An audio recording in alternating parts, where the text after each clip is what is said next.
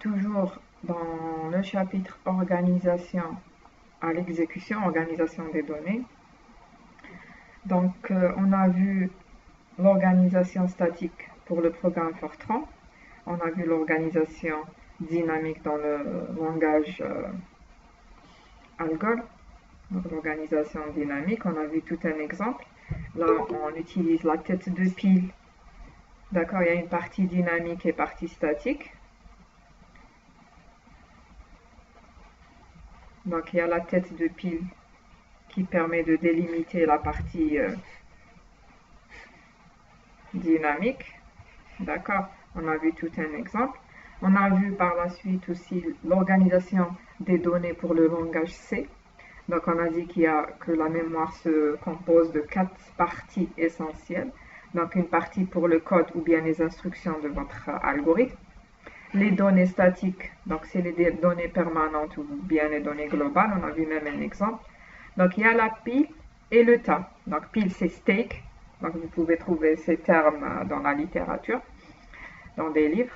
Donc le tas, heap. Donc tas c'est là où on va mettre les variables dynamiques. La pile là où on va mettre les variables temporaires, donc les données des fonctions. Donc on a vu, donc j'ai parlé de la différence entre les deux, pile et tas. On a vu un exemple. Donc avant de voir l'exemple, on avait parlé des variables globales, locales pour voir là où on doit placer les variables, là où on doit les enregistrer, donc soit dans la partie. Donc pour les variables locales, on va les mettre dans la pile. Les variables globales et permanentes, on va les mettre dans la partie des données statiques. D'accord. Donc on a vu un exemple. Donc là, dans l'exemple, on a placé les variables. On a donné un exemple de la fonction main qui va appeler une autre fonction fct par exemple. Donc on va empiler les zones, empiler la zone associée au main, c'est-à-dire les variables de main. Après, si main appelle une autre fonction, on va aussi empiler les variables de la fonction. À la sortie de la fonction, ça se fait automatiquement. Les variables qui sont là vont être, c'est-à-dire l'espace qui est là va être restitué, c'est-à-dire peut être utilisé par d'autres fonctions. D'accord. Il reste juste un point. Donc on n'avait pas parlé de la partie tas. Donc la partie tas, on va mettre les variables dynamiques. Donc je vais donner un autre exemple. Dans cet exemple-là, on ne va rien mettre dans la partie dynamique, le tas, parce qu'il n'y a pas une variable dynamique. Donc on sait, donc pour pouvoir utiliser la partie de la mémoire tas, donc on doit utiliser une fonction ou bien l'instruction malloc. Donc il y a plusieurs instructions, calloc, realloc. D'accord, on va voir l'exemple de malloc, la fonction la plus utilisée en C. Donc en C++, vous trouvez la new. Donc vous utilisez new pour pouvoir allouer dans la partie tas. On va voir ce petit exemple. Donc int n. Donc on a une fonction d'abord main. Donc int n, int a. Donc a, c'est un pointeur. D'accord, un pointeur sur un entier. Donc reçoit malloc size of int. D'accord, donc la fonction ou bien l'instruction malloc a comme paramètre un seul paramètre. Ça sera quoi ce paramètre? C'est le nombre d'octets à réserver. D'accord, on va donner à la fonction. Donc malloc accepte un seul paramètre qui est le nombre d'octets à réserver. Donc c'est-à-dire quoi? C'est-à-dire malloc va réserver un nombre. Donc ici, elle va réserver un seul entier. D'accord, un seul entier. Donc on peut mettre ici 4 en nombre d'octets. D'accord, on peut mettre directement ici 4 entre parenthèses. Mais il y a des différences dans les machines. Donc il y a certaines machines Donc pour généraliser, on va mettre size of int pour ne pas avoir le problème qui peut exister entre les différentes machines. Donc, et même différents langages. D'accord. Donc ici, malloc va pouvoir allouer un espace un entier, mais le pointeur va être mis dans la pile. Donc A, c'est un pointeur. Donc l'espace de A, un entier.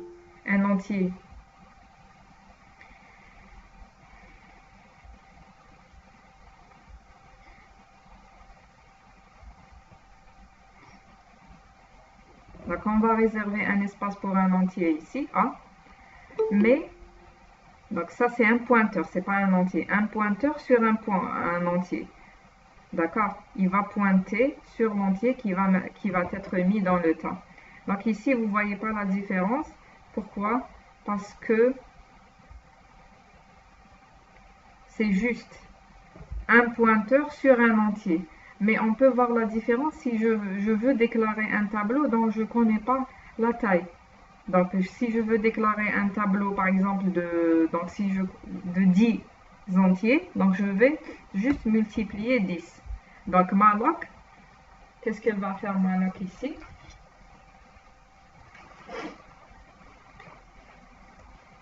Donc elle va allouer, elle va créer d'abord un pointeur ici toujours dans la pile, dans la partie pile.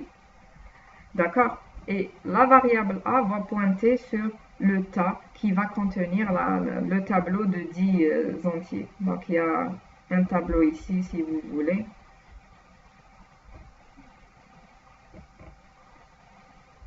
D'accord? Un petit tableau ici dans la partie tas. Donc il va être mis ici. On va mettre dans une autre couleur.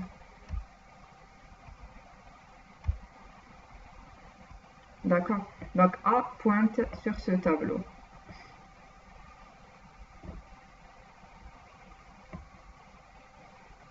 Donc A, il va pointer sur le début. C'est ce qu'on appelle l'adresse de base, sur le début du tableau. Le premier élément du tableau.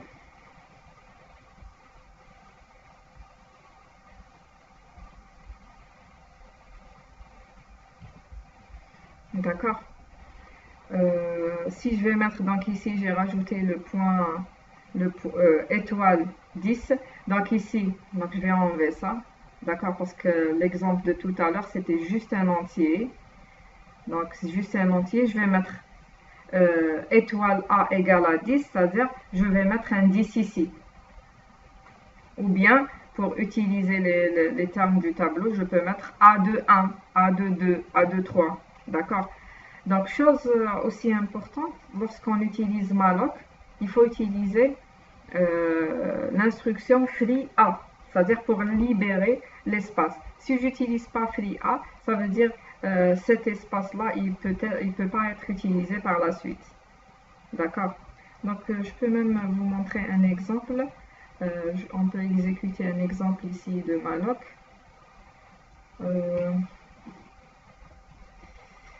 Est-ce que j'ai mis cet exemple dynamique?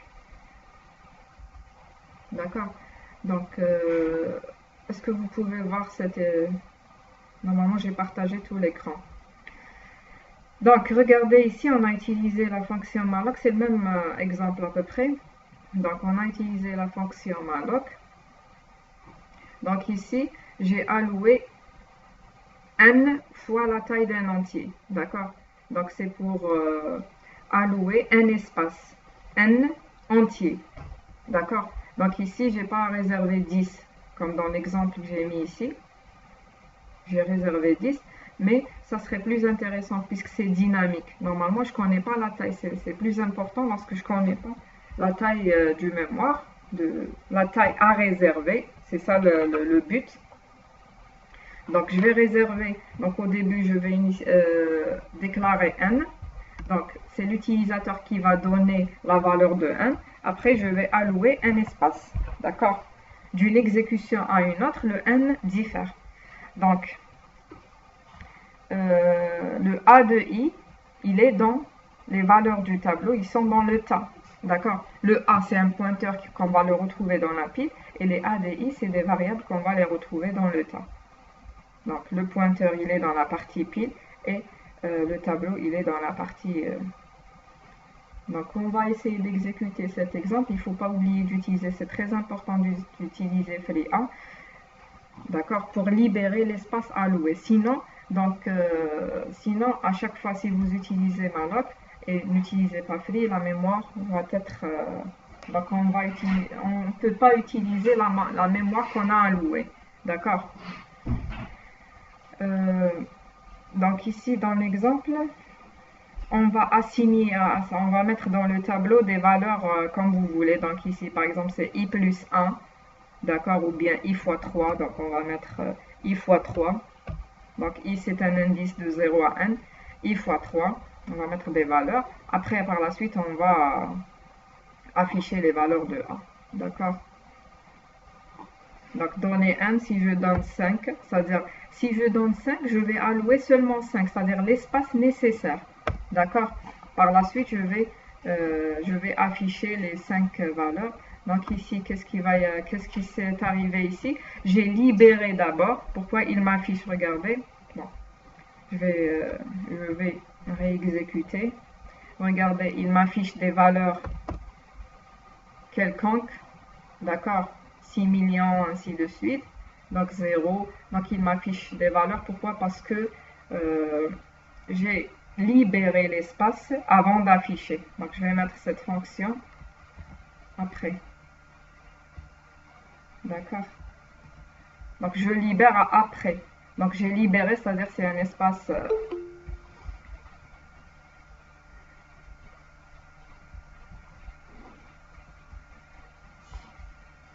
Donc, je vais exécuter ici, réexécuter. Donc, donner n. Donc, voilà, donc je multiplie par 3 chaque i, donc ça c'est la première valeur du tableau, la deuxième jusqu'à la cinquième. Donc je peux donner n 25, c'est-à-dire je vais réserver 25, juste l'espace nécessaire, d'accord? Donc il y a 25 valeurs, vous pouvez voir ici, il y a 25 valeurs pour le tableau, donc on les a affichées. D'accord, je reviens à mon algorithme. Donc ça c'est pour l'organisation dynamique, c'est juste pour vous montrer que ici pour créer une variable dynamique, d'accord, donc j'utilise la fonction malloc qui va me retourner un pointeur. Le pointeur va être mis dans la partie pile et la variable dynamique, par exemple un tableau, il va être placé dans la partie temps. D'accord, il faut libérer l'espace après, donc c'est très important de libérer l'espace. D'accord? Sinon, donc cet espace ne sera plus, on ne pourra plus utiliser cet espace. D'accord? Si je vais utiliser une autre fois int a malloc, donc sans utiliser free, je peux appeler une deuxième fois la fonction malloc sans libérer. Donc je vais enlever la libération. Qu'est-ce qui va y arriver? A va pointer sur un autre espace. D'accord? Un autre tableau.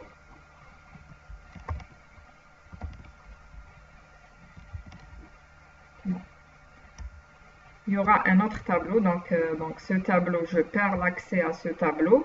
Donc il y aura un autre tableau. Ici, il va pointer sur un autre tableau parce que c'est la même couleur. Donc... D'accord? Donc, et je ne pourrai pas accéder à cette zone mémoire. Donc, il y a un autre exemple ici. Donc, toujours dans l'organisation dynamique, donc la fonction main. Donc, il y a la fonction main qui va appeler deux autres fonctions. Donc, alloc data et free data. D'accord? Donc, on a une variable statique p. Donc, ça, c'est la définition de la fonction alloc data. Donc, if non p, c'est-à-dire p, c'est un pointeur ici. Regardez, p, c'est un pointeur. Donc, je l'ai défini en dehors de la fonction. Donc, p reçoit, donc normalement ici, statique Donc P, étoile P. D'accord?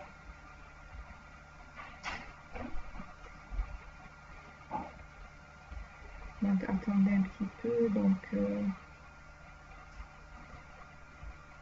normalement ici, statique étoile int.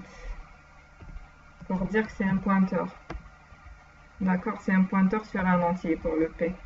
Donc, si P, sinon P, ça veut dire quoi? Sinon P, ça veut dire si P égale à nul. Autrement dit. D'accord? Si P égale à nul. Qu'est-ce qu'on va mettre si P égale à nul? Donc, je vais allouer une structure. Donc, ici, j'ai pas défini la structure data. C'est une structure, d'accord? C'est un enregistrement de plusieurs champs. Malloc size of data. Donc P, où est-ce qu'on va mettre P ici? Donc, on va mettre dans la partie pile. Donc c'est un pointeur sur la structure data. Et dans le tas, on va mettre la structure de données data. Donc on va voir ici, où est-ce qu'on va mettre la variable P ici? Qui peut me dire où est-ce qu'on va mettre la variable P? Donc il y a 4 zones mémoire, code pour les instructions, données permanentes, pile, état. Donc tout d'abord pour la variable statique, pour la variable P, c'est un pointeur sur un entier. Où est-ce que je peux la retrouver?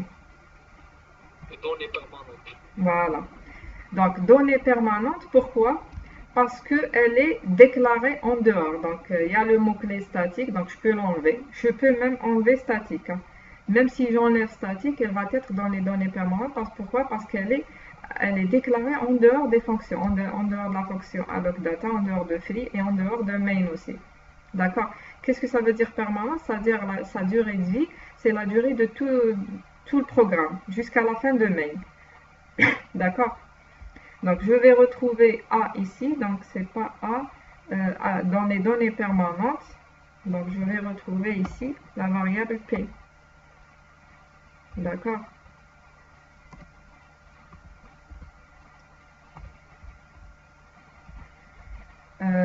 Après, donc je suis dans main, je suis dans la fonction main, ça veut dire quoi? Ça veut dire je vais allouer un espace pour la fonction main, là où je vais mettre les variables locales de la fonction main. Donc il n'y a pas ça normalement, il n'y a pas l'appel à la fonction. Au début, il y a seulement un espace, lorsque j'appelle la fonction main, il y a un espace réservé pour la fonction main. Donc il va faire quoi? Donc elle va appeler la fonction data. D'accord? C'est-à-dire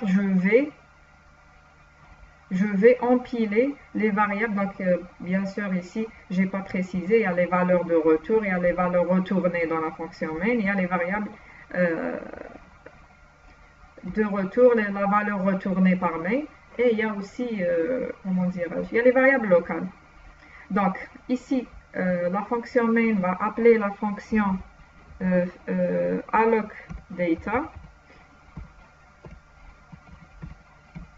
D'accord? C'est-à-dire, je vais empiler, après le main, je vais empiler les variables locales de allocData. On va voir allocData, l'exécution de allocData.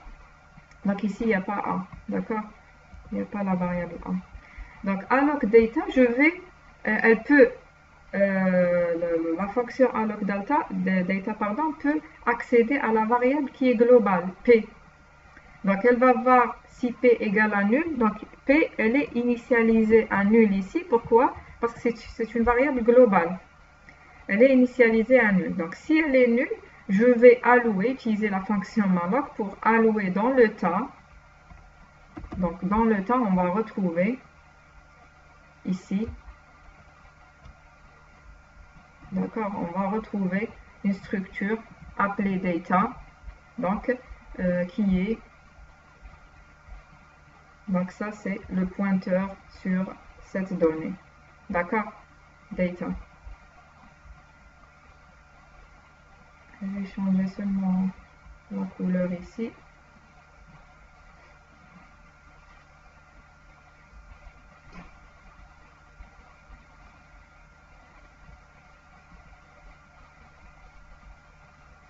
D'accord? Donc P, c'est un pointeur sur data. donc après, donc à la sortie de cette fonction, donc regardez le main, si je sors de la fonction allocData, c'est-à-dire je vais libérer cet espace, restituer cet espace. Donc il n'y a plus cet espace, il reste l'espace de la fonction main, c'est-à-dire les variables locales de la fonction main, les valeurs retournées et tout. Donc à la sortie, c'est ce que je vais retrouver. Mais la variable P, bien sûr, elle existe toujours parce que c'est une variable globale. Et l'espace ici, pour data, il existe toujours dans le temps. D'accord? Mais si la variable P n'était pas dynamique, pardon, la variable P n'était pas globale, je vais perdre l'accès. D'accord? La variable data existera toujours dans la pile, dans le tas, pardon. Elle existera toujours, mais je vais perdre l'accès. Mais ici, P, c'est une variable globale, donc je ne vais pas perdre ni l'accès ni la variable. D'accord? Après l'appel à la fonction allocData, je vais appeler une autre fonction FreeData. Qu'est-ce qu'elle va faire FreeData? Elle va libérer l'espace pour P. Donc, appel pour main. Donc, j'ai un autre. Je vais réserver d'abord l'espace nécessaire pour notre fonction qui s'appelle FreeData. D'accord? Donc, qu'est-ce qu'elle va faire cette fonction? Elle va libérer l'espace nécessaire pour P. Elle va le libérer ici. Donc, et elle va mettre dans P nul. Donc, normalement, ici, c'est pas nul lorsqu'on se pointait sur data. Mais, d'accord? Mais il va être mis à nul. Donc, regardez. D'accord? Et à la fin de FreeData, je vais bien sûr restituer cet espace qui peut être utilisé par d'autres fonctions ou même par la fonction allocData si elle va être appelée par la suite. Regardez ici, si la fonction main va appeler la fonction allocData une autre fois ici avant de faire FreeData. D'accord? Imaginez que j'ai la fonction ici allocData. Qu'est-ce qui va y arriver? La première fois, je n'aurai pas à libérer. Attendez, je vais. Donc ici, je vais enlever nul parce que P va pointer sur. P ici reçoit l'adresse de la structure data. Donc si je vais appeler une autre fois la fonction allocData avant.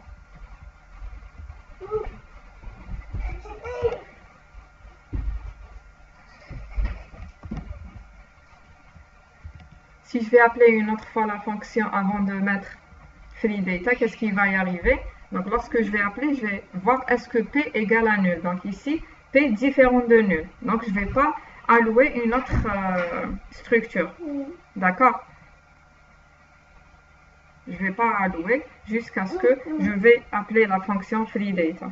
D'accord? S'il n'y avait pas ça, imaginez qu'il n'y avait pas ça, et je vais appeler une autre fonction allocData, c'est-à-dire je ne vais pas vérifier est-ce que P, je vais écraser ça, je vais allouer un autre espace data, je vais allouer un autre, et le premier va être, existe toujours en mémoire.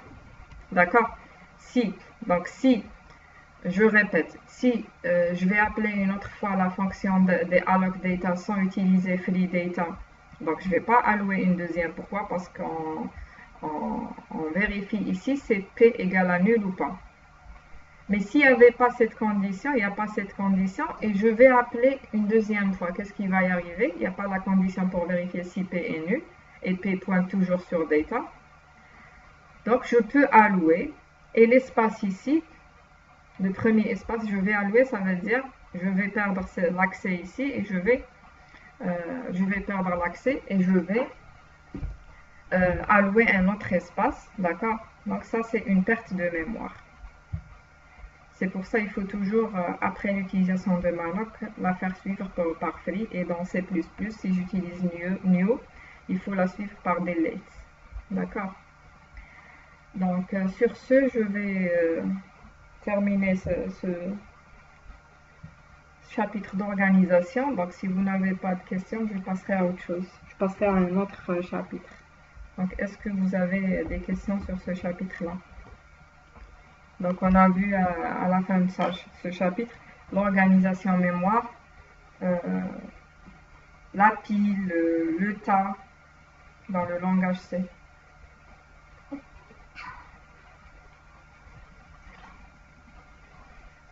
Est-ce que vous avez des questions? Je vais voir le chat ici maintenant. Donc, si vous n'avez pas de questions sur l'organisation, donc on va passer à l'optimisation.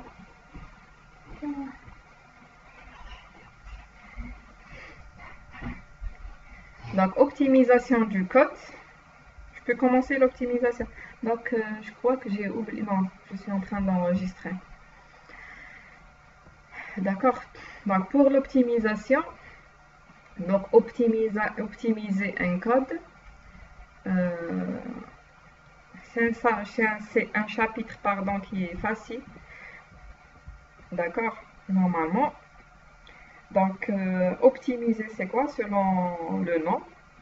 D'après son nom, c'est quoi? Optimiser un code. Donc, optimiser un code, c'est-à-dire améliorer sa qualité. D'accord? Optimiser, c'est en termes de rapidité. Donc, le rendre, la taille aussi, sa taille. Rapidité, c'est-à-dire le temps d'exécution du code. Donc, le rendre plus compact, c'est-à-dire la taille du code. D'accord? Le rendre moins gourmand en énergie et puissance de calcul. Donc, c'est très intéressant qu'un compilateur produise un code de bonne qualité. De bonne qualité, la bonne qualité, c'est-à-dire temps d'exécution inférieur, la taille du code inférieure, c'est-à-dire nombre de lignes. D'accord? Mais en réalité, c'est très difficile de faire ça. C'est très difficile. On va voir les techniques d'optimisation. Vous allez voir que pour un programmeur, c'est facile de le faire. Mais pour un compilateur, d'accord, pour un compilateur, c'est très difficile d'avoir un code qui est plus optimisé. D'accord?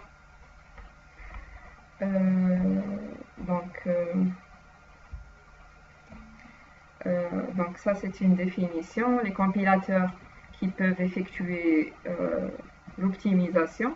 Donc l'optimisation, c'est des transformations pour optimiser, transformer un code, à condition de garder le même code original. Donc garder, c'est pas le même code, mais garder la même exécution. Par exemple, si j'ai un programme qui calcule la somme de 2 entiers ou bien de 1 entier, je dois avoir la même exécution avec un code plus optimisé. D'accord? Les compilateurs qui effectuent l'optimisation, on les appelle les optimisants. D'accord? Donc, il y a 2 types d'optimisation. Il y a les optimisations qui améliorent le code cible, d'accord, sans prendre en compte les propriétés de la machine. Et il y a les optimisations qui dépendent de la machine. Donc, qu'est-ce que ça dépend de la machine? Donc, dans ce cours, on va voir le premier type d'optimisation, c'est-à-dire qui ne dépend pas de la machine. Donc, la deuxième optimisation dépend de la machine, c'est-à-dire ça dépendra des registres utilisés par la machine. D'accord? Les registres, c'est-à-dire utiliser les registres de la machine, ça dépend le nombre, utiliser au maximum les registres parce que l'accès à un registre, c'est plus optimisé qu'utiliser les temporaires. D'accord? Écrire dans un temporaire, récupérer dans un temporaire. Donc, le plus optimisant, c'est d'utiliser un registre. Et il y a aussi l'utilisation de séquences d'instructions spécifiques. Si je vais parler, par exemple, donc, qu'est-ce que ça veut dire instruction spécifique? Ça dépendra de la machine, parce que chaque machine a un jeu d'instructions. D'accord? Donc ici, on ne va pas parler de ça. Par exemple, si je vous dis i égale à i plus 1. Donc ça, c'est une instruction. Donc, qu'est-ce qu'on va mettre dans une machine donnée? On peut mettre dans l'accumulateur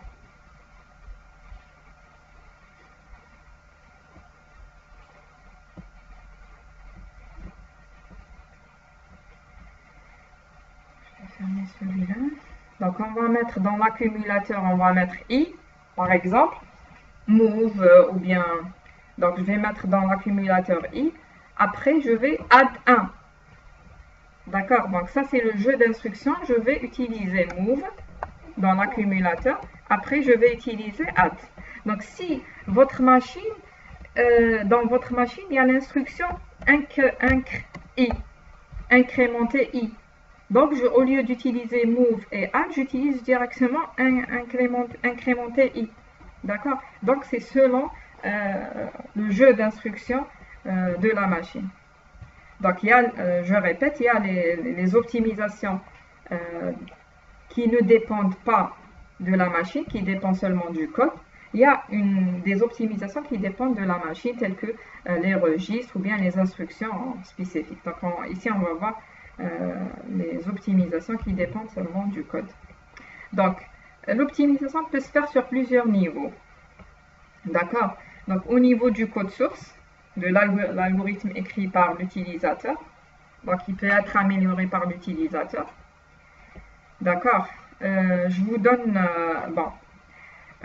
il peut être au niveau aussi, l'optimisation peut se faire au niveau du code intermédiaire, quadruplé, enfin postfixé, d'accord?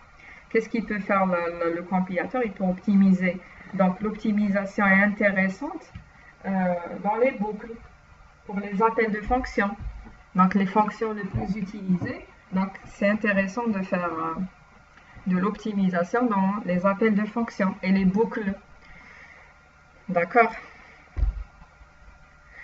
Dans le code aussi.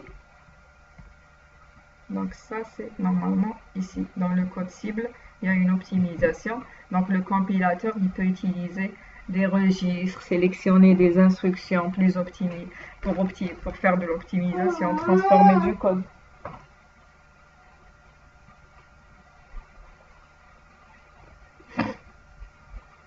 D'accord. On va voir directement les types d'optimisation. Donc il y a différents types. Donc les types concernant les fonctionnalités. Donc un compilateur peut améliorer un code, bien sûr sans changer sa fonctionnalité, il faut garder la même fonctionnalité. Donc parmi les optimisations, donc on cite la propagation des constantes, propagation des copies, élimination du code inutile, élimination des sous-expressions communes. Donc ici dans ce cours on va voir un certain nombre d'optimisations, mais on peut voir d'autres. Vous pouvez avoir d'autres dans la littérature. D'accord? Donc, je commence par la propagation des constantes. Propagation des constantes, c'est-à-dire rencontrer une variable dont la valeur est fixe. D'accord? Cette valeur, elle peut être utilisée, la valeur fixe ou bien la constante, elle peut être utilisée dans des expressions additionnées ou multipliées à d'autres constantes. Je vous donne directement l'exemple. Donc, il est nécessaire de faire ça à la compilation qu'à l'exécution. D'accord? Donc ici, si je prends la constante ici, PI égale à 3,14. Ensuite, dans le programme, il y a la variable S qui est égale à PI fois, donc D ici, 2 étoiles, c'est-à-dire D à la puissance 2, le tout divisé par 4. Donc, qu'est-ce que je peux faire ici?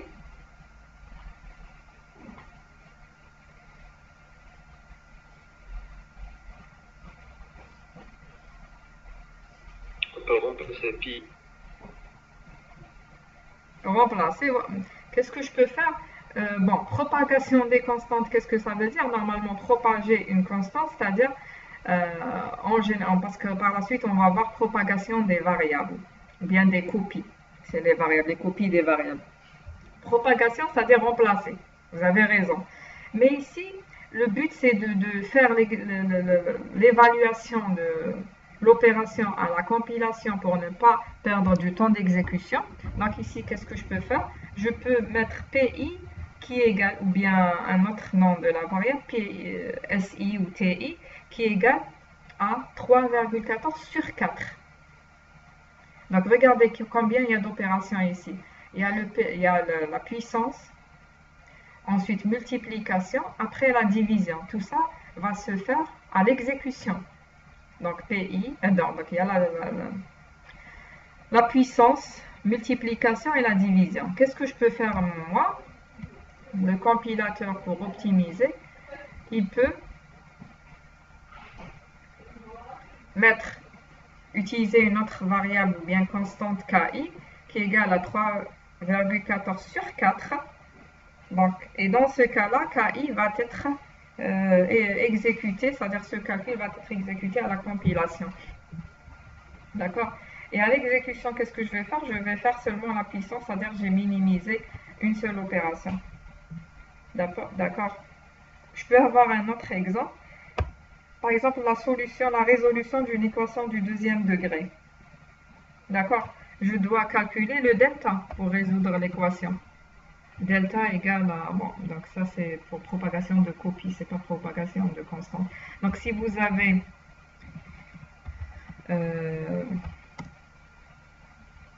A par exemple égale à 4 dans votre... Donc propagation des constantes, son but c'est pour optimiser ou bien améliorer le temps d'exécution et aussi l'espace mémoire. D'accord? Donc A égale à 4, après on a T égale à A fois 4, A fois 4, après c'est F qui est égal à A plus 5, je sais pas. Donc on a cet exemple, un autre exemple. Donc propagation, un autre exemple de propagation de constante. D'accord? Premier exemple, c'est pour optimiser le temps d'exécution. Je vais calculer KI au lieu de PI. Je vais calculer KI. Donc ici, je vais supprimer la variable, l'espace nécessaire pour PI. Il y a seulement le KI. D'accord? Donc il y a un autre exemple là où j'ai une constante A égale à 4. D'accord? Je vais propager la constante, ça veut dire je vais, là où il y a 4, je vais mettre, là il y a A, la variable A, je vais mettre 4. Donc 4 fois 4, ou bien ça se peut que c'est une autre variable ici, A fois F, A plus S par exemple. Là où il y a A, je vais mettre 4. C'est pour éliminer l'espace réservé pour A. D'accord?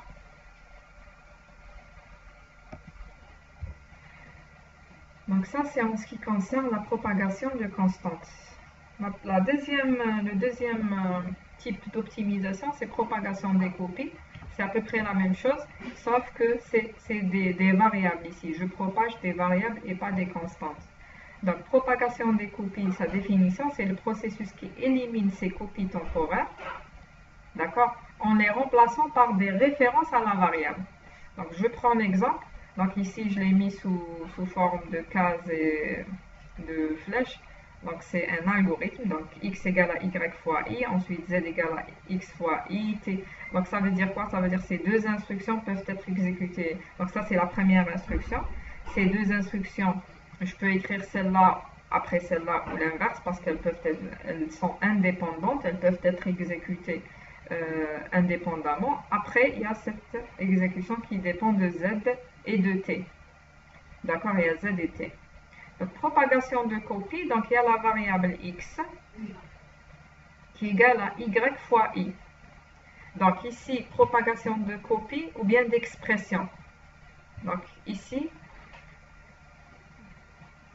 la variable x égale à y fois i. Je remplace sa valeur, la valeur de x, dans z. C'est-à-dire z va être égal à y fois i, et je dois remplacer dans toutes les occurrences de x. Donc, t égale à y fois i plus 1. Pourquoi? C'est dans le but d'éliminer la variable x, mais je dois remplacer dans toutes les occurrences. Après, on a t égale à z plus 1, donc je vais remplacer z égale à x fois i à la fin. D'accord? Donc x égale à y fois i, je remplace ici.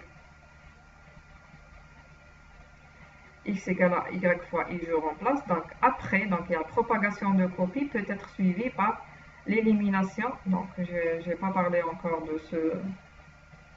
Donc par la suite, elle peut être supprimé par une autre optimisation, un autre type d'optimisation. D'accord? Parce que je n'ai plus besoin de x. X n'apparaît pas dans mon code. Bien sûr, si je fais une bonne propagation de copie, c'est-à-dire là où il y a x, je remplace par sa valeur. Après z, c'est y fois i, je remplace par sa valeur plus 1, je peux éliminer par la suite z.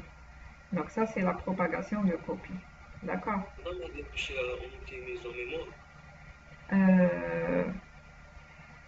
Propagation de copie, oui.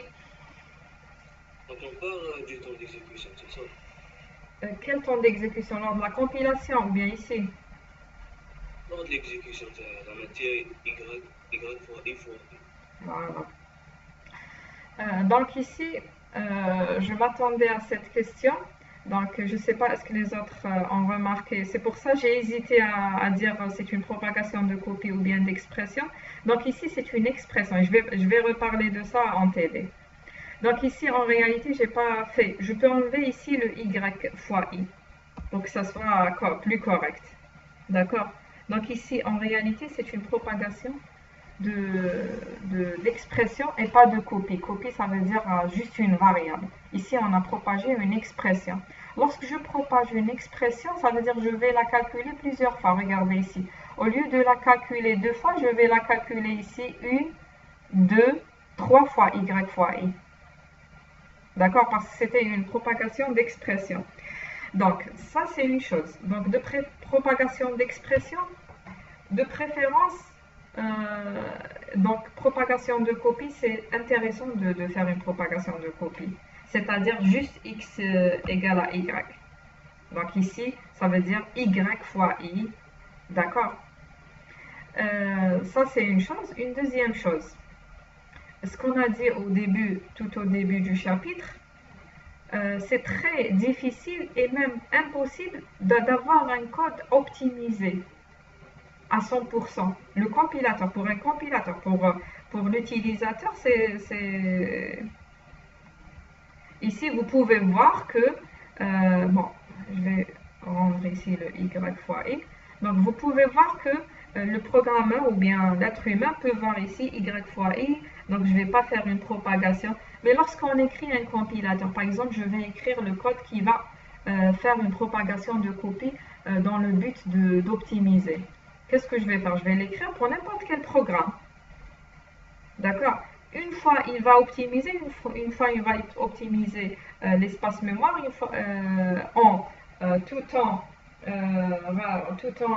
donc c'est-à-dire que je vais rajouter, c'est-à-dire le temps d'exécution va augmenter. D'accord? Mais l'être humain peut décider, est-ce qu'il y a une optimisation réelle dans le temps d'exécution? C'est-à-dire il peut trouver un compromis entre les deux. D'accord? C'est pour ça que c'est très difficile. C'est un problème difficile, l'optimisation. D'accord? D'ailleurs, je vais parler de ça à la fin.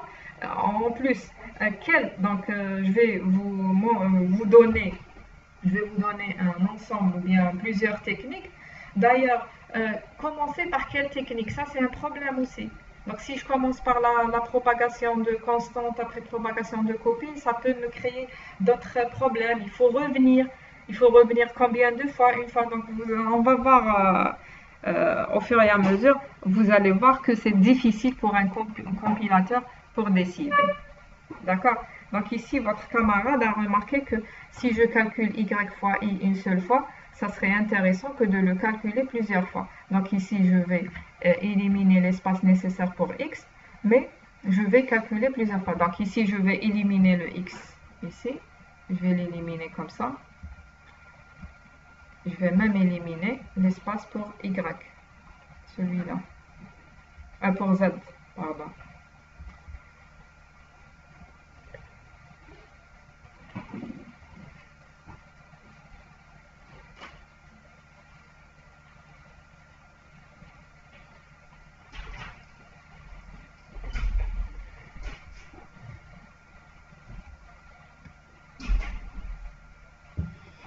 D'accord, donc j'aurai que la variable t ici. D'accord, donc ici pour la propagation de copie, donc ici, donc je vais mettre entre parenthèses propagation d'instruction.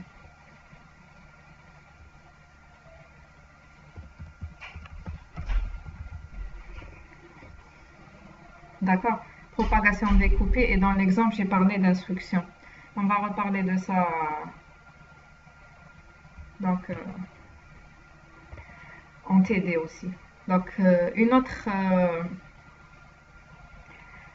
un autre type d'optimisation, c'est l'élimination de code inutile.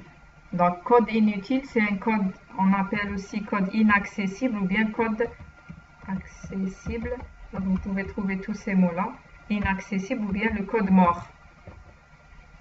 D'accord? L'analyse, bon, donc si je prends l'exemple, le code mort, code inaccessible, ça peut être une fonction qui est définie et, pardon, et ne plus être utilisée par la suite. Ça peut être une variable qui est déclarée et non utilisée dans votre programme. D'accord? Déclarée, peut-être je vais calculer une instruction dans cette variable-là. D'accord? Et après, à la fin, je vais ni afficher ni utiliser la variable. D'accord? Donc, ça veut dire que c'est un code inutile ou bien un code mort qu'on peut l'éliminer. L'analyse d'un programme peut faire apparaître certains résultats qui ne sont jamais utilisés. D'accord? Imaginez qu'une variable va avoir le résultat d'une instruction. Par exemple, ici, c'est T3 parce que ici, c'est un temporaire.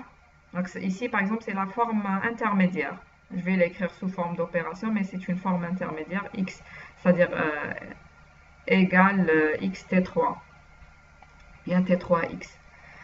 D'accord? Donc ici, T3, c'est une expression, par exemple, A fois B moins C. Donc x reçoit tout ça. Après, dans la suite de mon programme, je retrouve plus x. X n'est ni affiché ni utilisé. Donc la transformation va être, si x est inutilisé, je vais éliminer carrément x. Il reste AT3, T5, AT4 égale à T3. Il reste les deux instructions. D'accord? Donc ce cas peut arriver sans que le programmeur l'ait fait explicitement. Que si vous êtes en train de faire un projet, vous pouvez déclarer au début une variable, l'utiliser. Après, par la suite, vous oubliez d'éliminer cette variable. Peut-être vous allez régler un problème sans avoir besoin de cette variable. On peut trouver ces cas-là. D'accord? Donc ça, c'est le code inutile. Un autre exemple du code inutile. Donc si je prends le programme suivant, donc je définis une variable debug par exemple égale à 0. If debug égale à 1, go to L1.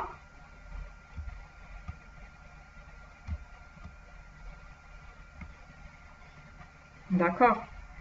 If debug égale à 1, go to L1. Ensuite go to L2. Donc L1 et L2, donc c'est des étiquettes. L1 printf information, L2 c'est quelque chose. D'accord? Donc ça c'est pour voir le code inutile. Mais avant de voir le code inutile, avant d'avoir ce code inutile, on avait exécuté une propagation de constante. D'accord? Parce qu'une propagation de constante peut révéler du code inaccessible. Par exemple ici, donc ça c'est le code initial. D'accord? Donc je trouve ici une constante debug égale à 0. Je définis debug égale à 0. Donc le compilateur peut d'abord exécuter l'optimisation qui permet de faire une propagation de constante, c'est-à-dire là où il y a debug, je vais le remplacer par 0. J'aurai ce code-là, n'est-ce pas? J'aurai if 0 égale à 1, go to, et l'utilisateur, bien le programmeur, lorsqu'il écrit ça, donc il n'a à la tête que si ma variable égale à 1, il va oublier que donc ça arrive lorsque les projets sont, vous êtes en train de réaliser un grand projet ou bien le projet est réalisé par plusieurs utilisateurs, ça peut arriver ce genre, même si c'est un petit programme, on peut le faire, on peut arriver à ces cas-là. Donc debug égale à 0, donc la propagation de copie va révéler ce code-là. D'accord? Et le compilateur, lorsqu'on va exécuter l'optimisation de l'élimination du code inutile, donc on va voir, le compilateur va voir que ce test-là, je ne peux plus accéder à ce test-là parce que la condition, elle est toujours non vérifiée. If 0 égale à 1, go to L1. Donc qu'est-ce que je vais faire? Qu'est-ce qu'il va faire ici? Donc ça c'est un code mort ou bien inutile. Je peux l'enlever. D'accord? Donc pour le L1, ça dépend. Donc pour le L1 ici, ça dépend le début du programme. Donc s'il y a une autre instruction qui va me dire go to L1, donc je peux éliminer ça. D'accord? Ou bien je peux laisser. D'accord? Donc ça c'est en ce qui concerne le code inutile. Donc ici, la propagation de constante a révélé du code inaccessible ou bien inutile ici, qui est cette instruction if, le test qui est toujours non vérifié. If 0 égale à 1, il est toujours non vérifié, donc c'est pas la peine de laisser le test. Donc une autre, donc juste une remarque ici, donc élimination de code inutile. Donc pour la propagation de copies et propagation de constantes, ou bien propagation d'instructions, les deux premiers types d'optimisation qu'on a vus, donc doivent être suivis par l'élimination du code inutile, parce qu'après une propagation de copie ou bien propagation de constante, c'est-à-dire je n'ai plus besoin de la variable ou bien de la constante, donc je dois l'éliminer, ou bien le compilateur peut voir que la variable n'est plus utilisée. Par exemple ici, soit c'est un oubli du programmeur de la variable x, ou bien c'est une variable dont j'ai propagé sa valeur. D'accord? Sa copie. Donc, par la suite, je n'ai plus la peine d'utiliser le x. Je peux éliminer x. Donc, c'est pour ça que je vous dis que l'optimisation, c'est un problème qui est difficile. Pourquoi? Parce que comment organiser votre... Donc, vous pouvez écrire plusieurs optimisations. Optimisation qui... Donc, et dans un compilateur donné, je peux avoir un certain type. Donc, organiser les optimisations, c'est un problème aussi. D'accord? Donc, par exemple, est-ce que je vais commencer par propagation de copie d'abord? Donc, pour l'élimination du code inutile, si je commence d'abord par élimination du code inutile, j'aurai besoin après la propagation. Donc, je dois commencer d'abord propagation de copie ou bien le code inutile. D'accord? C'est un problème ici. Donc, un autre type si vous avez des questions, vous pouvez m'arrêter, d'accord? Un autre type d'optimisation, c'est l'élimination des sous-expressions communes. C'est quoi une sous-expression commune? D'accord? C'est une occurrence d'une expression E. D'accord? Une occurrence. J'ai une expression et j'ai la même expression qui apparaît une autre fois. D'accord? Une occurrence d'une expression est appelée sous-expression commune. C'est quoi le but d'éliminer les sous-expressions communes? Le but, c'est d'éliminer, c'est de ne pas recalculer la même expression. D'accord? Si elle était calculée précédemment, c'est pas la peine de recalculer. Je prends l'exemple ici. Dans cet exemple, si vous avez 4 fois i ici, j'ai calculé 4 fois i. Donc, je retrouve dans mon programme une autre fois 4 fois i. Donc, le compilateur peut optimiser ça. C'est une sous-expression commune. D'accord? Mais il y a une condition. Donc, je ne peux pas éliminer la sous-expression commune si ces variables changent. Donc, la condition, c'est quoi? Si la valeur des variables qui apparaissent dans la première expression, la première occurrence, n'a pas changé depuis le calcul précédent, on peut éliminer la sous-expression commune. D'accord? Donc, je prends cet exemple. On a l'expression 4 fois i. Ensuite, j'ai 4 fois i. Est-ce que cette expression, c'est une sous-expression commune? Est-ce que c'est une sous-expression commune ici?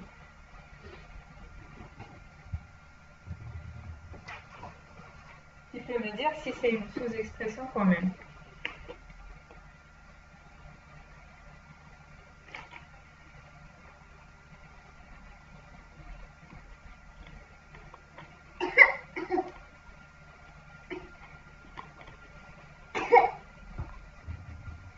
Alors, qui peut me dire?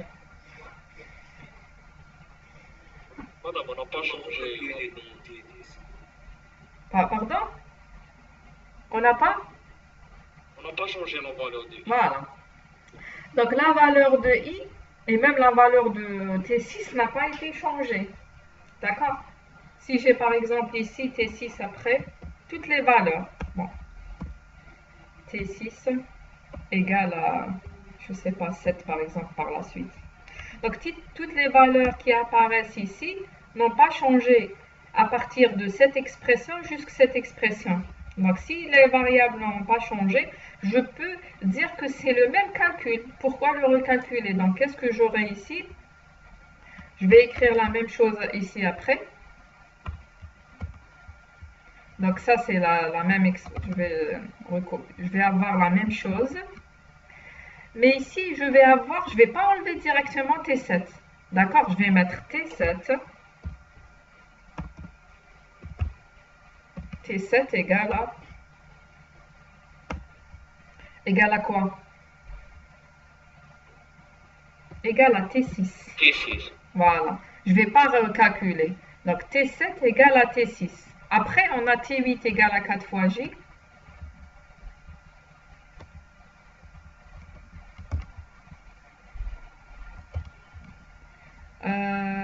Donc après, j'aurai T9 égale à T8.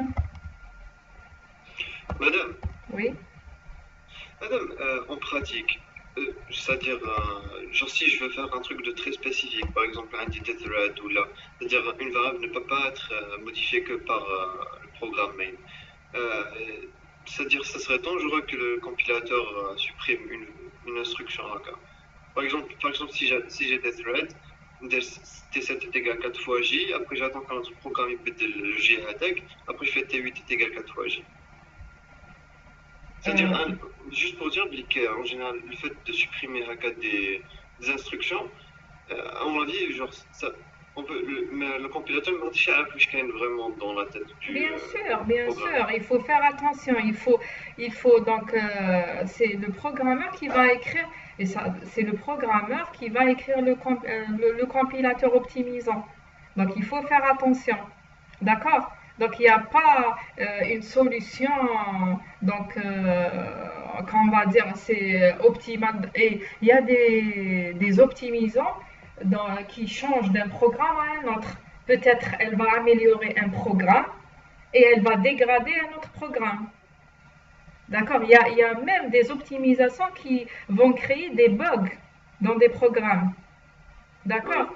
Donc c'est pour ça que je répète et je dis que c'est un programme très difficile, l'optimisation. C'est très intéressant, mais c'est très difficile d'écrire un optimisateur. D'accord? Ça apparaît très facile comme ça avec des exemples, mais c'est très difficile. Donc ici, dans 4 fois, regardez ici, c'est le code intermédiaire. D'accord? Et ça, c'est des temporaires. Donc je ne sais pas comment... C'est des temporaires ici. Donc 4 fois I, il faut bien vérifier que le T7... donc là, vous m'avez dit, je supprime une instruction.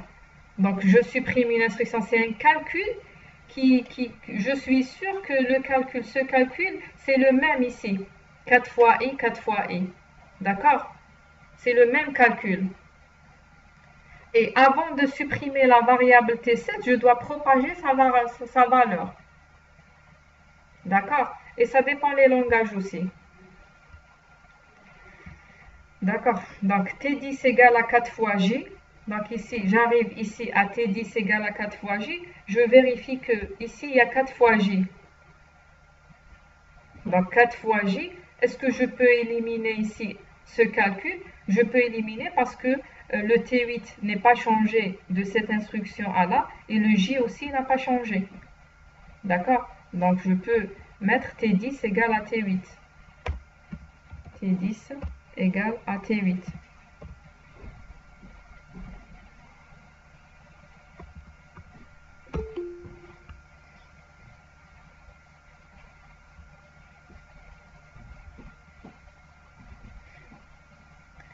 D'accord.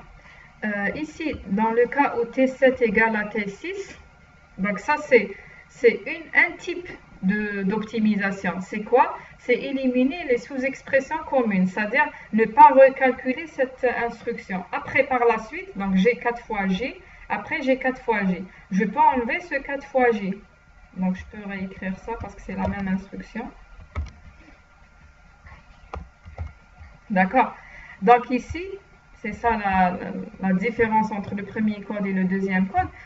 Donc toujours la sous-expression commune, lorsque ça doit être,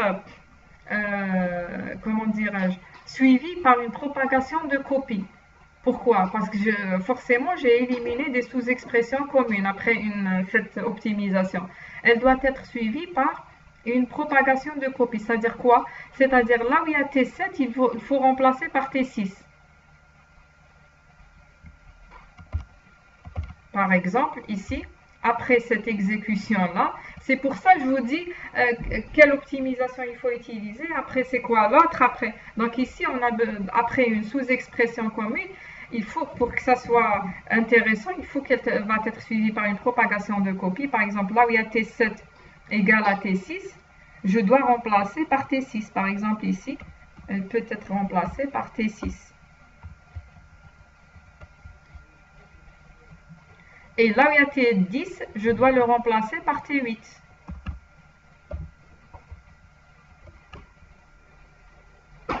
Et je dois supprimer ces variables-là. Puisque j'ai fait une propagation de copie, la variable, donc lors de l'élimination du code inutile, le compilateur peut savoir que T7 n'est plus utilisé par la suite, T10 n'est plus utilisé par la suite, elle peut être supprimée. Donc ça, c'est de là à là, c'est une élimination des sous-expressions communes. De là à là, c'est une propagation de copie. Il y a une autre étape normalement, c'est une autre, là où je dois éliminer le code inutile. D'accord? Donc si vous voulez, il y a un autre exemple ici, là où j'ai les variables A qui est égale à B plus C, B égale à A moins D, toujours dans l'élimination des sous-expressions communes. Donc, est-ce qu'il y a une sous-expression commune ici?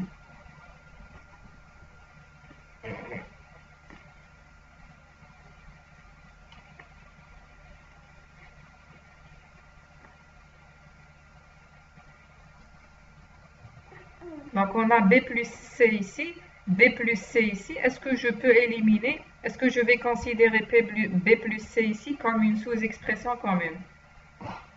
Non, man. Donc ici, je ne peux pas considérer B plus C comme une sous-expression commune. Pourquoi? Parce que le B a été changé de là à là. Regardez, B plus C, on a un B plus C ici. Après, j'ai changé la valeur de B avant de calculer B plus C. Donc, je ne peux pas, je dois garder ce C égal à B plus C. D'accord? Madame, on a B est égal à moins D et D est égal à moins D. Oui. Donc ici, donc A égale à B plus C, la première, je dois la garder. La deuxième, B égale à A moins D, je vais la garder. Donc, celui-là, je ne peux pas l'éliminer. C égale à B plus C. Je ne peux pas mettre C égale à A. C égale à A parce que ce calcul n'est plus le même. B a été changé. Mais D égale à A moins D. Le D égale à A moins D, on a déjà fait ce calcul. Et le A et D n'ont pas changé. Et même le B de là à là. Donc je peux mettre D égale à B. D'accord? Ça, c'est une sous-expression commune qu'on peut... Donc il faut faire attention au changement des variables. D'accord.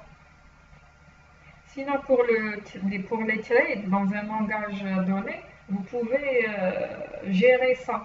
Donc, si c'est des trades, c'est-à-dire, ça peut être, c'est des calculs qui peuvent se faire en parallèle, vous pouvez gérer ça. Donc, lorsque vous pouvez faire d'optimisation, sauf si. D'accord? Donc, il y a aussi d'autres types d'optimisation, simplification algébrique. Par exemple, si le compilateur peut trouver x plus 0, donc ça peut être un résultat d'une propagation de copie ou bien d'une propagation de constante.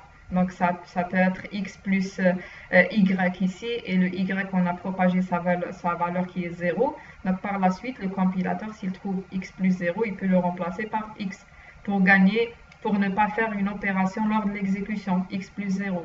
Donc x fois 1 peut le remplacer par x fois 0 par 0. Mais il y a des restrictions à utiliser. Ça, par exemple, donc ça peut être appliqué aux entiers. Donc, il ne peut pas être appliqué avec les flottants. D'accord? Il y a d'autres types d'optimisation aussi.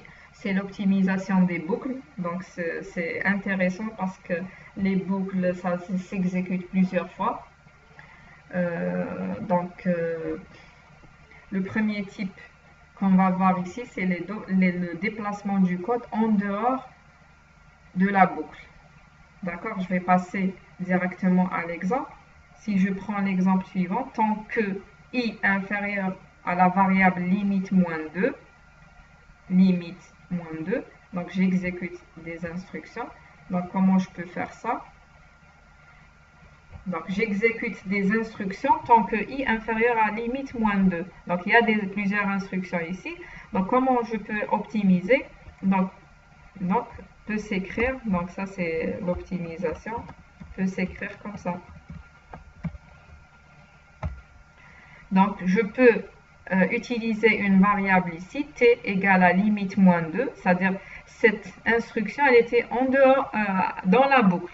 Même si c'est une condition, mais tant que i inférieur à limite moins 2, je vais exécuter limite moins 2 tant de fois que j'exécute un nombre d'itérations. Donc si j'exécute cette instruction 10 fois, je vais exécuter limite moins 2 10 fois. Mais il faut bien sûr être sûr que limite n'a pas été changée dans la boucle. D'accord? Donc je peux faire sortir t limite moins 2 en dehors, je l'exécute une seule fois. Donc tant que i inférieur à t, je vais exécuter 10 fois les instructions, mais celle-là, je vais l'exécuter une seule fois. D'accord? Donc ça, c'est le déplacement du code en dehors. Donc je peux avoir soit dans la condition ou même dans le bloc d'instruction. D'accord?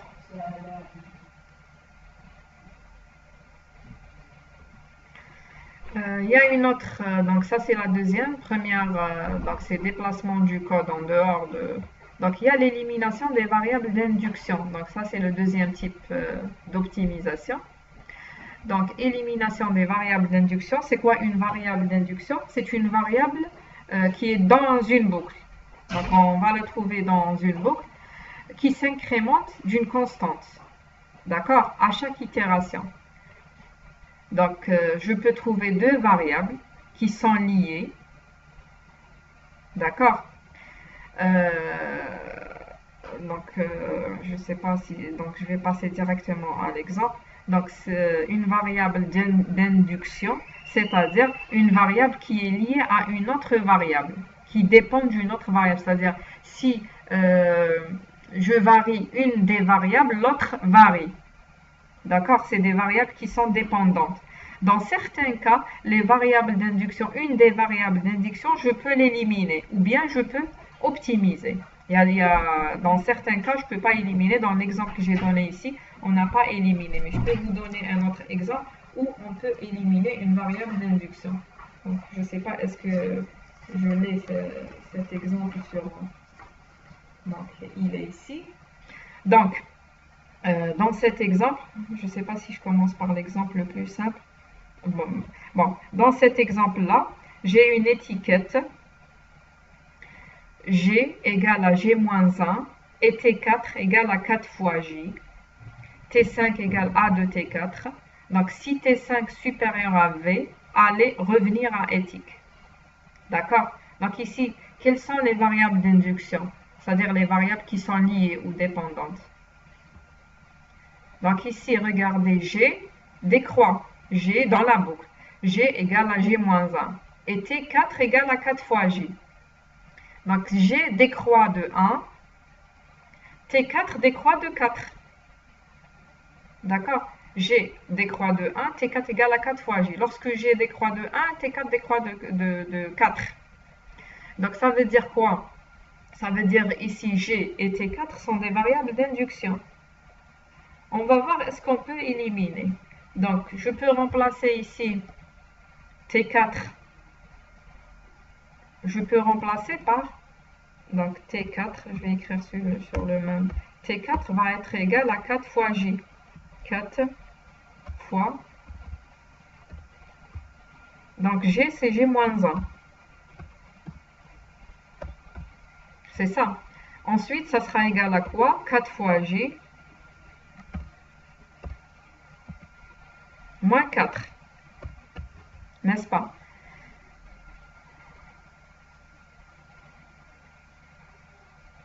Ça veut dire quoi? Ça veut dire, et 4 fois J, c'est quoi? C'est T4 ici. Ça sera T4. Moins 4. Ça veut dire quoi? Ça veut dire, je peux remplacer T4 ici par T4 moins 4 dans la boucle. D'accord? Je peux initialiser en dehors de la boucle T4 égale à 4 fois J à l'extérieur de la boucle. Et dans la boucle, je vais laisser seulement ça. T4 égale à 4. T4 égale à 4. Est-ce que je peux l'éliminer ici? Ça dépend. Si j'ai besoin, donc le fait d'utiliser T4 ici, j'ai besoin de T4. Donc A de T4 égale à T5. D'accord? Et même par la suite, je ne sais pas si j'ai besoin de J ici, je ne peux pas l'éliminer. Mais ça dépend le domaine, les domaines d'utilisation de la variable J et T4 ici. Ici, je ne peux pas éliminer T4, ni J. Mais au moins, on a fait une optimisation. Au lieu de garder dans la boucle T4 égale à 4 fois J, d'accord? 4 fois J, c'est une multiplication. Donc, je vais mettre seulement T4 égale à T4 moins 4. D'accord? Donc, dans la boucle, pardon, on va retrouver G égale à G moins 1 et T4 égale à T4 moins 4. D'accord? Je peux vous donner un autre exemple, là où on peut éliminer la variable. Donc, si j'utilise la boucle for,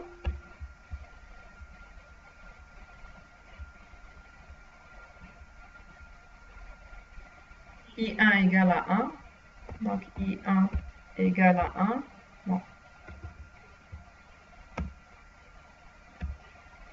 I1 égale à 1, I2 égale à 0, bon, I2 égale à 0,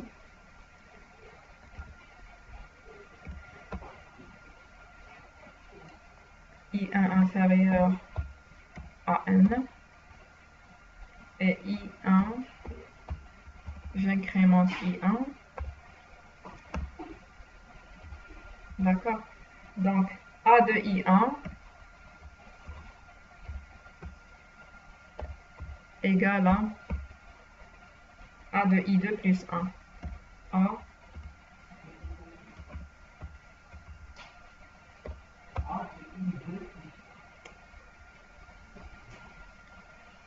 après, donc I2, j'incrémente I2, d'accord, je vais seulement enlever tout ça. Donc ça c'est I parce que j'ai utilisé le minuscule. Donc dans ce programme-là, donc I1, j'initialise I1 à 1, I2 à 0. Donc je peux initialiser I2. Donc il y a certains langages qui n'acceptent pas de faire ça. Je peux initialiser au début. Donc I1 égale à 1, I2 égale à 0. I1 inférieur à N, I1 plus plus. Donc c'est la boucle pour. Donc A de I1 égale à AI2 plus 1. Donc ici on remarque dans cet exemple que le I1 et I2, c'est des variables c'est des variables d'induction, c'est des variables qui sont indépendantes l'une de l'autre. Qui peut me dire pourquoi?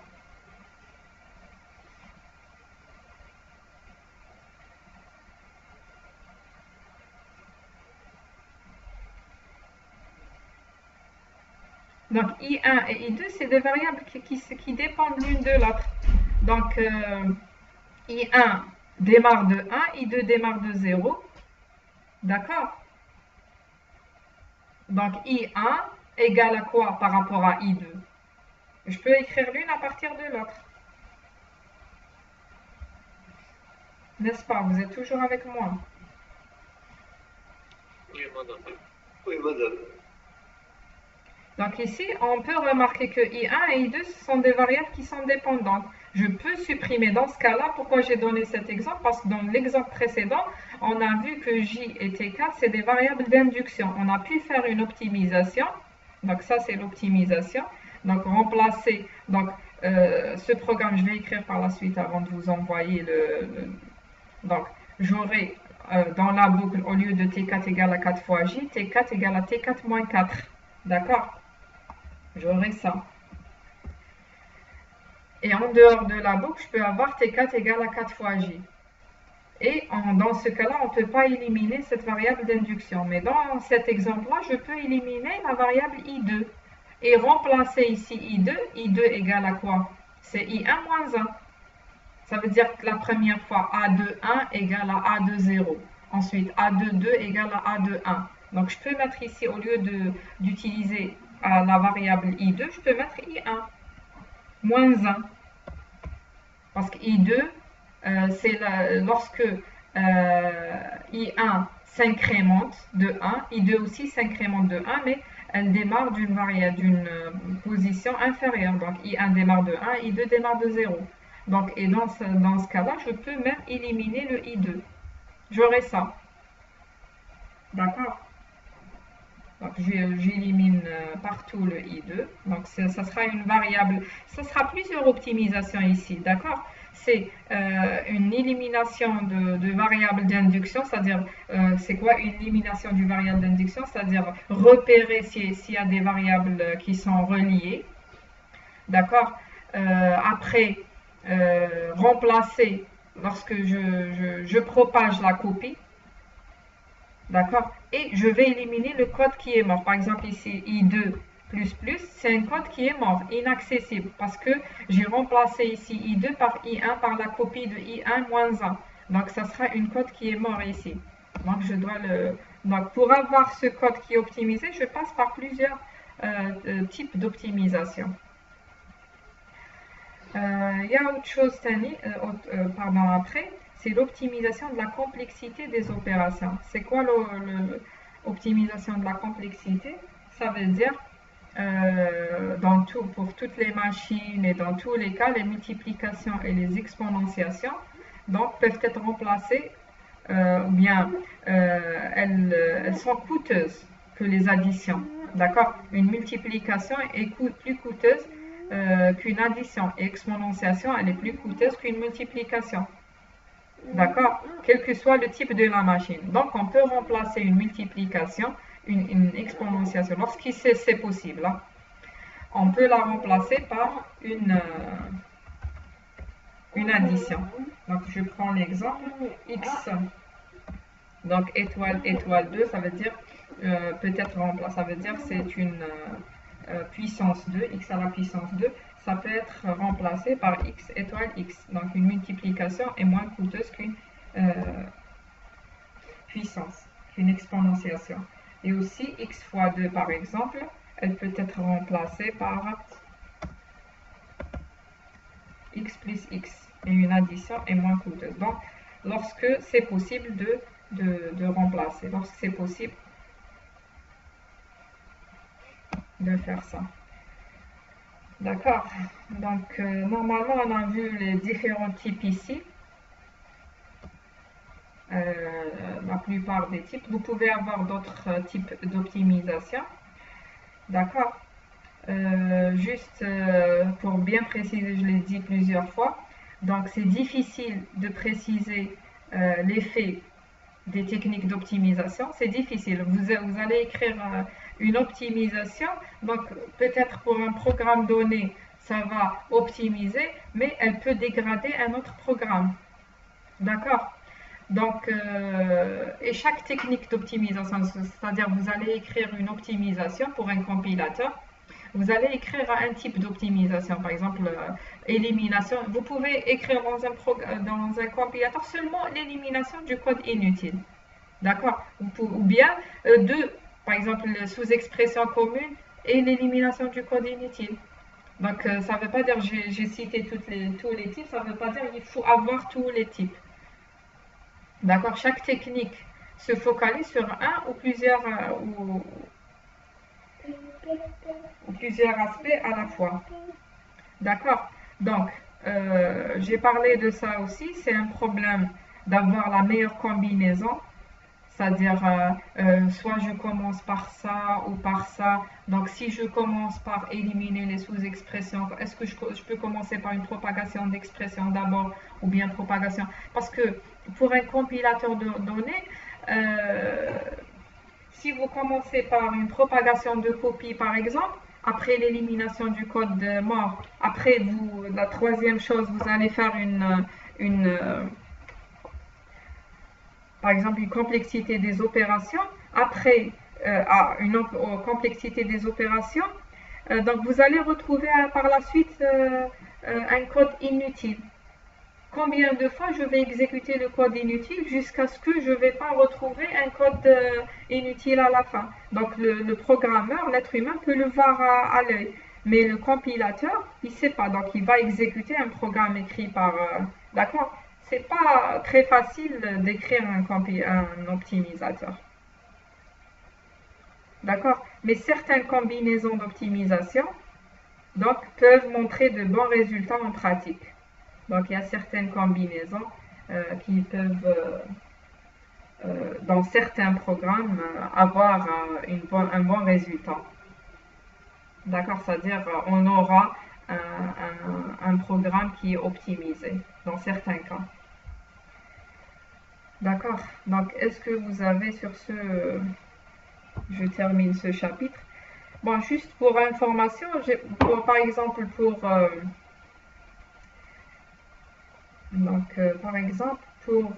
l'élimination des variables d'induction. Donc, je n'ai pas rentré dans les détails, donc ça peut prendre plusieurs cours, 3 ou 4 cours, pour pouvoir, parce qu'à ce niveau-là, vous ne pouvez pas écrire tous les types d'optimisation. Par exemple, le code inutile, vous pouvez l'écrire, d'accord? Propagation de copie, vous pouvez écrire propagation de copie, propagation de constante. Vous pouvez écrire une procédure qui peut faire ça. C'est-à-dire là où apparaît la variable, mon variable, je peux la remplacer. Par exemple, pour le code inutile, il faut connaître, donc il faut faire, c'est-à-dire les domaines ou bien les domaines de... comment dirais-je? Par exemple, pour la variable j, ici, il faut avoir là où g est utilisé, la variable t4, là où elle est utilisée. C'est-à-dire il faut faire d'autres choses, c'est-à-dire il y a des méthodes pour pouvoir, c'est ce que je voulais dire, il y a des méthodes qui permettent de tracer un graphe de ce programme-là. Il faut tracer un graphe avec des blocs. Donc vous avez tout un code, il faut le composer, votre code en blocs, et les blocs sont indépendants, c'est-à-dire ça c'est le bloc 1, ça c'est le bloc 2. Généralement, tout ça c'est un bloc. Lorsqu'il y a une boucle, ça sera un bloc. Donc première instruction c'est l'initialisation qui va me ramener à un bloc. Donc je vais voir la durée de vie de ma variable pour pouvoir l'éliminer. D'accord? Donc il y a certaines informations que je n'ai pas données en cours, ça peut prendre 2 à 3 cours. Il faut tracer à partir de votre code, tracer un graphe. Donc les nœuds, ça sera quoi? Ça sera les blocs. Il faut savoir faire les blocs aussi. Donc il y a des conditions pour décomposer votre code en blocs. D'accord? Et je vais à partir du bloc, on va tracer un graphe, avoir un graphe, là où les nœuds c'est le bloc, les arêtes c'est aller d'un bloc à un deuxième bloc, d'accord, pour pouvoir faire un certain nombre d'optimisations. Il y a certaines optimisations que vous pouvez faire, d'accord, mais j'ai introduit ici les types d'optimisation et qu'est-ce qu'il peut faire un compilateur, d'accord. Et c'est un domaine de recherche, l'optimisation dans les compilateurs. Optimiser un compilateur. Est-ce que vous avez des questions jusqu'ici? Sinon, je vais m'arrêter là. Si vous n'avez pas de questions.